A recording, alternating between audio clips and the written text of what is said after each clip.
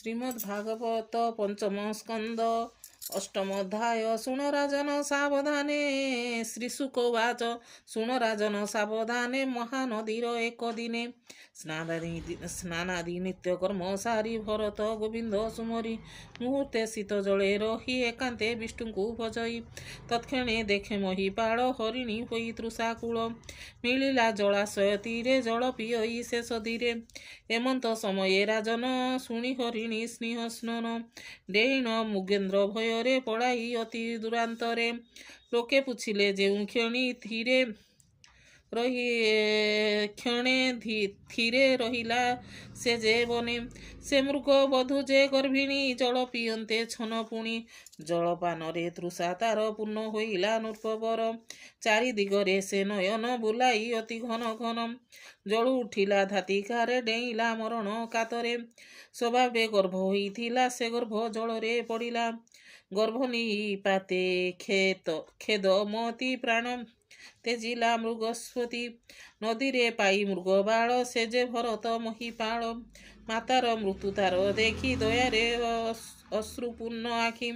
ମୃଗନନ୍ଦନ ଘେନି ତୀରେ ଆଶ୍ରମେ ମିଳିଲେ ତତ୍ପରେ ସେ ମୃଗ ନନ୍ଦନରେ ତହିଁ ଅତ୍ୟନ୍ତ ସ୍ନେହ ଭର ହୋଇ ନିତ୍ୟ କୋମଳ ତୃଣାଙ୍କୁର ଲୋଡ଼ି ଆଣଇ ନୃପବର। ଯାହା ସେ କରେ ଅଭିଳାଷେ ତାହା ଦିଅଇ ମନ ତୋଷେ ତା ସେବା ନିରତେ କରଇ ମାୟାରେ ମତିଭ୍ରମ ହୋଇ ନିୟତ ଶ୍ରଦ୍ଧା ଆଦି ଯେତେ ବିସ୍ତୃତ ହେଲା ରାଜ୍ୟ ଚିତେ। କେତେ ହେଁ ଦିନର ଅନ୍ତର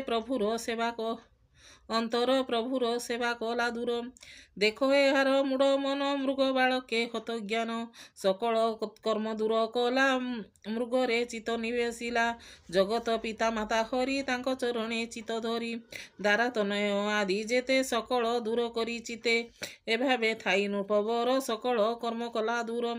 ଅସାଧୁ ସଙ୍ଗ ଅକାରଣ ଏବେ ତ ଶୁଣ ହୋ ରାଜନ ଅସନ ଶୟନ ଗମନେ ସ୍ନାନ ଭୋଜନ ଜଳପାନେ ମୃଗ ବାଳକେ ମନ ତାର ନିମିଷ ମାତ୍ର ନୁହେଁ ଦୂର। କାଷ୍ଠ ପଲ୍ଲବ ଆଣିବାରେ ଯେବେ ସେ ଯାଏ ବନ ଦୂରେ ମୃଗ ବାଳକ ଘେନି ସଙ୍ଗେ ପଥେ ଚଳଇ ନାନା ରଙ୍ଗେ ବାଳକ ଚାଲି ନ ପାରଇ କନ୍ଦେ ତାହାକୁ ପୁଣି ବୋହି ହୃଦରେ ଆରପି ହରଷେ ବାହୁରେ ଭିଡ଼େ ସ୍ନେହ ବସେ। ସ୍ନାନ ଭୋଜନ ବେଳେ ତାର ନିମିଷେ ମାତ୍ର ନୁହେଁ ଦୂର।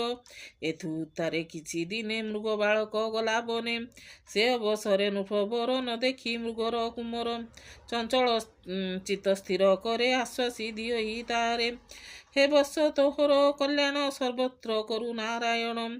ଯେବେ ନିମିଷେ ନ ଦେଖଇ ଶୋକ ସାଗରେ ସେ ବୁଡ଼ଇ କୃପଣ ଦ୍ରବ୍ୟକୁ ଯେସନ ଚୌର୍ଯ୍ୟ କରି ନେଇ ଆନ। ଏମନ୍ତ ପ୍ରାୟ ମହିପାଳ କ୍ଷଣେ ଦେଖି ମୃଗ ବାଳ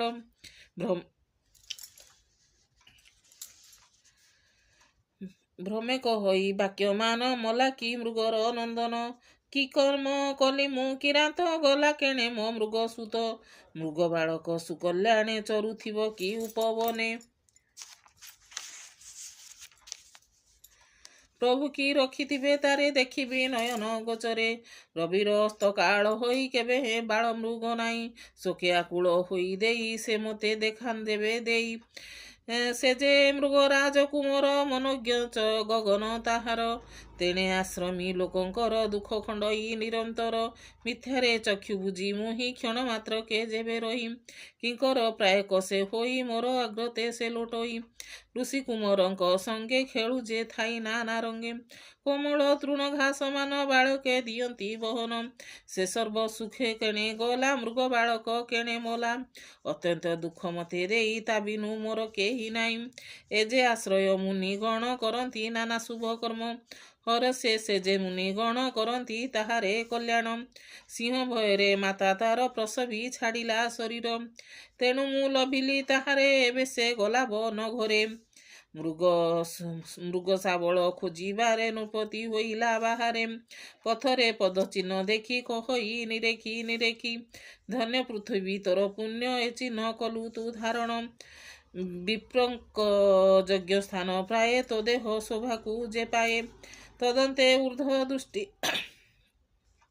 ଉର୍ଦ୍ଧ ଦୃଷ୍ଟି କଲା ଯହୁଁ ସେ ଚନ୍ଦ୍ରଙ୍କୁ ଦେଖିଲା ତହିଁ ଦେଖିଣ ମୃଗ ଚିହ୍ନ ଭାବିଲା ନିଜେ ମନେ ମନ। ମୃଗ ଶାବକ ଦେଖି ଏକ ଦୟା କଲେ ତାରା ନାୟକ। ସିଂହ ଭୟରୁ ରକ୍ଷା କରି ରଖିଲେ ନିଜେ ଦୟା କରି। ଏମନ୍ତ ଶୁଣ ମହିପାଳ କ୍ଷଣେ ନ ଦେଖି ମୃଗ ବାଳ। ବ୍ୟର୍ଥ କର୍ମରେ ସେ କାତର ସୁକର୍ମ ତେଜି ନୃପବର। ପୂର୍ବ ଉତ୍ପନ୍ନ କର୍ମ ତାର ଶୁଭ କର୍ମକୁ କଲା ଦୌଡ଼। ଅଖିଳ ବ୍ରହ୍ମାଣ୍ଡ କାରଣ ଅନାଦି ନାଥ ନାରାୟଣ। ତାର ଚରଣ ଦୂର କରି ମୃଗ ବାଳକେ ମନ ଧରି। ମୁଖ୍ୟ ବନ୍ଧନୁ ପ୍ରତିବନ୍ଧ ସେ ମୃଗ ବାଳ ପଶୁ ବନ୍ଧ। ତାଠାରେ ସ୍ନେହ ରାଜା କଲା ଯୋଗ ନାଶନ ନ ଜାଣିଲା। ମୃଗର ଲାଳନ ପାଳନ କରି ବଞ୍ଚଇ ସେହୁଦିନ। ଏମନ୍ତ କେତେ ଦିନ ଗଲା ଆୟୁଷ ଶେଷ ତା ହୋଇଲା। ଏମନ୍ତ ଶୁଣ ହେ ରାଜନ କାଳର ହୋଇଲା ଅଧୀନ। ସଙ୍ଗେ ନ ଦେଖି ମୃଗ ବାଳ ଶୋକରେ ହୋଇଲା ବ୍ୟାକୁଳ। ପୁତ୍ରର ପ୍ରାୟ ସ୍ନେହ ଭରେ ମନ ଅର୍ପିଲା ତାହାଠାରେ। ପ୍ରଭୁର ସେବା ନଷ୍ଟ ହୋଇ ମନେ ବହୁତ ତାପ ପାଇ।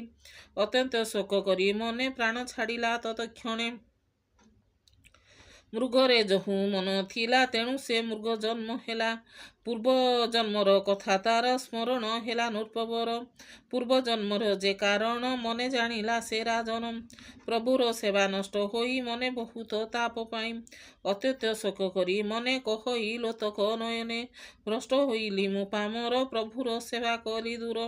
ସମସ୍ତ ସଙ୍ଗ ମୁଁ ଛାଡ଼ିଲି ବିବିଧ ଯଜ୍ଞ ଉପେଖିଲି। ନାମ ଶ୍ରବଣ ଉଚ୍ଚାରଣ ନିରତେ କରି ପରାଧୀନ। ସକଳ ଆତ୍ମା ଭଗବାନ ମନ ଛାଡ଼ିଲି ଅନୁଦିନ। ସୁକର୍ମ ସକଳ ତେଜିଲି ମୃଗ ଶିଶୁରେ ମତି ଦେଲି। ଏମନ୍ତ ମନରେ ବିଚାରି ଚଞ୍ଚଳ ମନ ସ୍ଥିର କରି। ତାହାର ମାତା ଯେ ହରିଣୀ ତାହାଙ୍କୁ ତେଜି ନୃପମଣି। ପ୍ରଭୁର ଅତି ପ୍ରିୟ ସ୍ଥାନ ଯେ ସ୍ଥାନେ ଶାଳଗ୍ରାମ ନାମ। ପରମ ସାଧୁ ମୁନି ଗଣେ ଅଛନ୍ତି ତହିଁ ଅନୁକ୍ଷଣେ। ତହିଁକି ଶୀଘ୍ରେ ଚଳି ଯାଇ ରହିଲା ମୃତ୍ୟୁ ବାଟ ଚାହିଁ। କୁସଙ୍ଗ ଦୋଷକୁ ଯେ ସେ ଡରି ମନେ ଚିନ୍ତଇ ନରହରି। ନିରସ ଦଳ ଯେ ଫକଇ ମୃଗ ଶରୀର ଯିବା ପାଇଁ। ମନରେ କରଇ ବିଚାର କେମନ୍ତେ ଯିବ ଏ ଶରୀର।